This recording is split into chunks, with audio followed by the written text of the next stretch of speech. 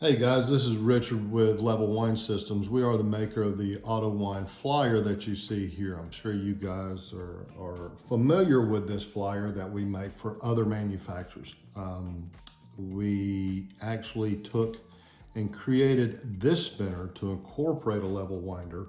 But not only that, what we did is we wanted to incorporate features that we thought were necessary that made spinning more easy, more proficient, and fun. So with that being said, we've been in business since around 2007, and we really want to do something different here. So what we did is we created this spinner. It's Scotch tension. It will hold 1 pound of fiber. Of course, we have not filled a bobbin over the outside edge here, so I'm sure it will hold a couple of more ounces than 1 pound. But moving forward in the video, we're going to go over setup. We're going to go over some of the additional features and some options that are available with this spinner. So we hope you enjoy. Take care. Okay guys, first things first. First, what we want to do is install the flyer and a bobbin. So it's really pretty easy. You'll notice here that our tension string is laying off the back here. What we do want to do is make sure it's on the outside of the rear maiden. Same thing with the drive band up front. What we do want to do is preload it into the pulley here off of the motor. Once we do that, we just drape it around the front side of the front maiden. And then what we'll do is, obviously, it's pretty easy. We will just install a bobbin on the flyer, and then this rear shaft on the flyer itself will need to go into this port on the back side of the rear maiden. So let's go ahead and get that installed. Pretty easy to hit. And then what we do is we lay the front side of the flyer into the cradle. Once that's done, I usually just take my tension string and put it on the outside groove of the bobbin. And then my drive band here, I make sure it stays in the pulley here. And then I just install it on the pulley on the flyer. All right, that's how you install the flyer. Now on to the next step. All right, in this step, what we're going to do is show you how to hook up your controller. You'll see here.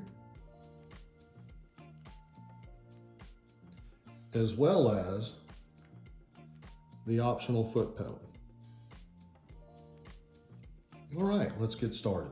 So what we need to do here is we need to get power from our controller to our spinner, but we also need to get power from our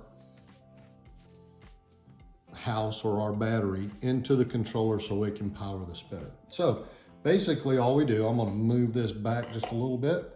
Let's move that bobbin. All right, so what we're going to do is we have a 6-foot extension male-to-male cord here, and what this does is this allows you to power the spinner with your controller. What we do is we plug it into the port that says power from controller, and then we take and plug the other end into the top side of the controller.